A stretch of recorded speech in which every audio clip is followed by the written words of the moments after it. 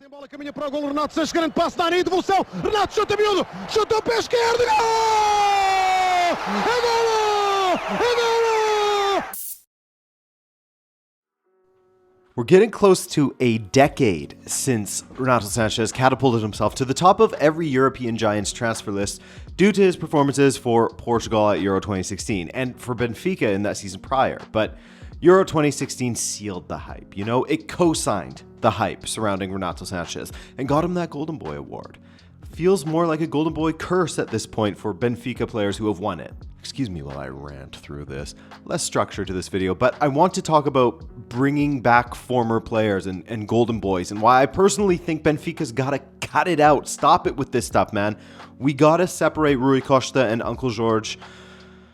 No more. Enough with the João Félix rumors. Now, there are a couple of things that are up in the air at the moment for Benfica. We don't know if we'll be champions of the league, but it's not looking good. We need to get a better result than Sporting, who are playing at home against Vitória. Not the easiest opponent, of course, but Sporting has defeated them the last 2 times they played at home. So, I don't know. Then there's the Taça de Portugal final. That's also against Sporting. And then, at a more micro level, is the Renato Sanches situation. That's up in the air. Yes, he's at Benfica. Did you even realize that? Probably not, because sadly the guy has made as many appearances for Benfica as Lamine Yamal has years on planet Earth. Just 17. And you know I get it. All of us supporters want the boys to come on home, right? The romantic in all of us wants to see that. Di Maria is one of the few in recent years that has actually worked out. I mean, that's largely thanks to Di Maria being one of the best players of his generation, a sublime world-class talent where even at 36 can provide value. You can debate whether he should get another deal or not. That's not for this video though. Renato's return had a bit of a different feel to it though. I get why a lot of us were open to the idea. He left when he was just 18, another one that had, just a season with us, and a guy who captured pretty much everyone's hearts because he was an animal in the midfield, right? So there was this feeling of getting time back with Renato. Some owed time. With his return though, you essentially had to, close your eyes, plug your ears, la la la la la, I'm not listening your way through the massive, incredibly odorous elephant in the room. Renato's injury record. It smells. You can't miss it. But he was brought back about 8 years after leaving Benfica for Bayern, and he came back injured, carrying a small injury. From what? I don't know. How? Only God knows at this point. He didn't play in any of Roma's final 3 matches, I believe. Roma supporters, let me know why. I mean, I saw everything from fever to just physical issues, which to me screams of the coach just being like, oh, you feel something in your leg, Renato? No problem. I mean, you know what? Let's just call it there, pal. Thanks for coming to Rome. Which is kind of understandable, but super sad, man. And let me preface this by saying that Renato Sanches' injury issues are very, very sad and unfortunate. There are those who believe that players in this situation who are super injury prone are somewhat at fault as they aren't taking care of themselves as well as they should be. I don't know enough about sports nutrition and how to avoid injuries to speak on it at that professional level, but look at someone like Ousmane Dembele. Dembele, or Dembulance, as he was known as at Barcelona, was always injured, which longtime viewers will know birthed one of my favorite clips. Vamos Jordi! Vamos Frankie! Vamos Dembele! Vamos Dembele! Since Dembele has joined PSG, he has taken his health very seriously, and he has worked with the same physical trainer for a long time now, and his biggest focus in the gym, which he admits he does not enjoy working out in the gym, but he does it now anyway because he has to, has been a focus on injury prevention.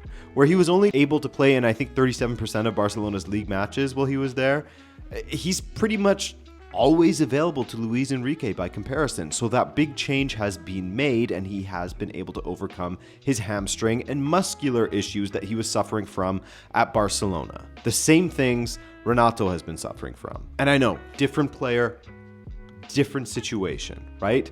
And I have to assume that Renato Sanches is doing the same sort of things in the gym, but for whatever reason, the work isn't paying off. It isn't having the same effect as it has for Dembele. But I bring up Dembele, I guess, out of hope for Renato as an example of someone who was in injury hell also, but was able to get themselves out of it. It is possible for some, even if it feels kind of hopeless, which, well, it kind of does feel hopeless at the moment for Renato. And I feel for Renato. Surely he wants to be on the pitch, but he just cannot stay on it. His hamstrings are basically elastic bands. He constantly has muscle injuries.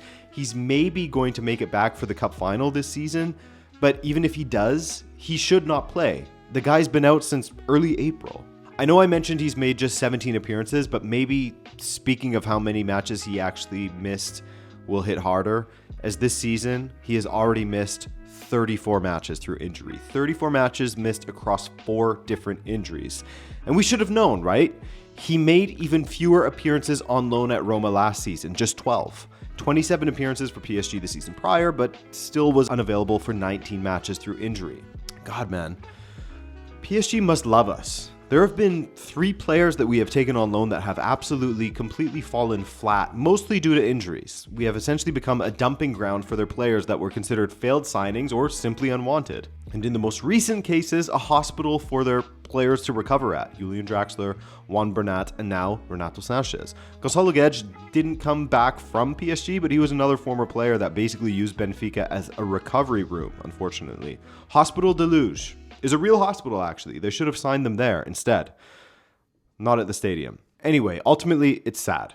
There was a poll on Rabona recently regarding whether Benfica should exercise the option to sign him permanently, to which 82% voted against exercising that option. It's sad that with Renato, a 10 million euro purchase option, which isn't even that much in the grand scheme of things, is being debated, with Benfica wanting PSG to lower it further if we are to take on Renato. That shows how poorly things have gone and how little faith we have in him staying healthy. But of course, the other thing is his wages, which are far too high if he's going to continue at the Hospital de Luge.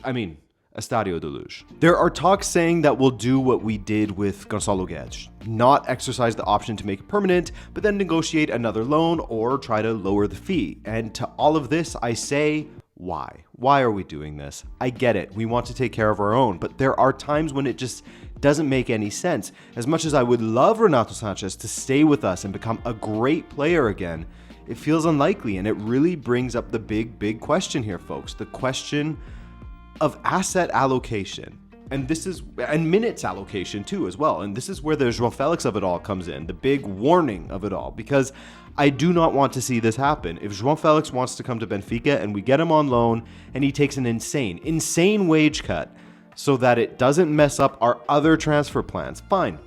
I guess it could make sense financially, but even then, I would way rather we hang on to younger guys like Schielderup, and that we would start giving more opportunities to guys like Prestiani. Make that the priority instead of trying to fit a square peg in a round hole simply because they are a player who used to play for Benfica.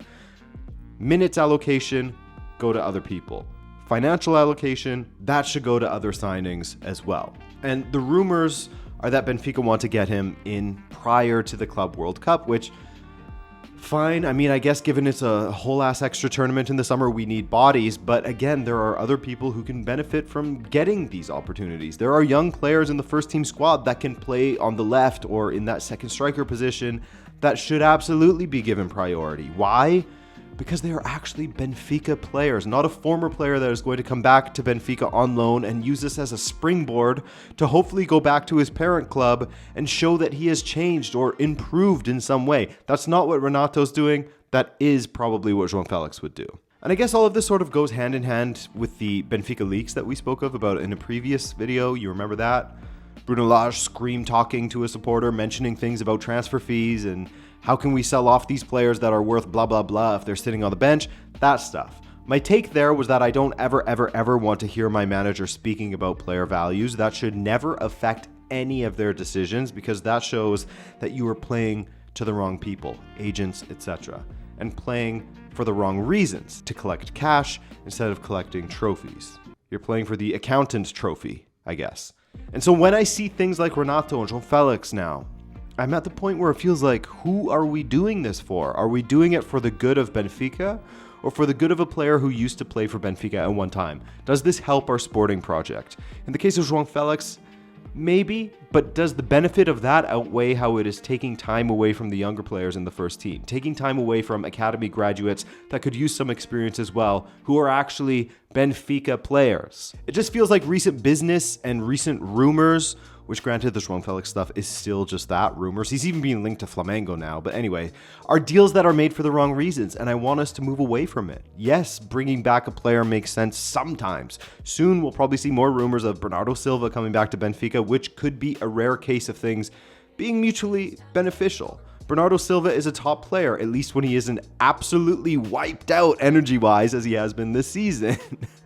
He doesn't have an insane injury history, which is good, and he would come on a permanent transfer, so his wages would be below the club's self-imposed cap of 4 million euros per season, which, by the way, Renato is getting 6.9 million euros, with PSG apparently paying more than half of that, according to sources like MyFootball, but we don't know for sure. Again, another example of these moves benefiting anybody but Benfica is the fact that we got Renato Sanches as part of the João Neves deal, a deal where we sold him for half of his release clause because we were getting Renato on loan in the other direction. Maybe hindsight is 2020. There's a world where, hell freezes over and Renato only misses like 5 matches this season or something and is a fantastic signing for our midfield, but it was a huge gamble that paid off in PSG's favor. Anyway, I guess this is payback for Benfica getting such insane figures from their sales for so long. It all had to come to a head at some point, right? But let's get back to being sensible, guys. No more Hospital Deluge. Well, sorry, don't get rid of Hospital Deluge, but no more signing players to recover from injuries. But anyway, thank you guys for listening to me get through this slog. You are very brave and appreciated for doing so. I'll see you in another video very soon. Bye.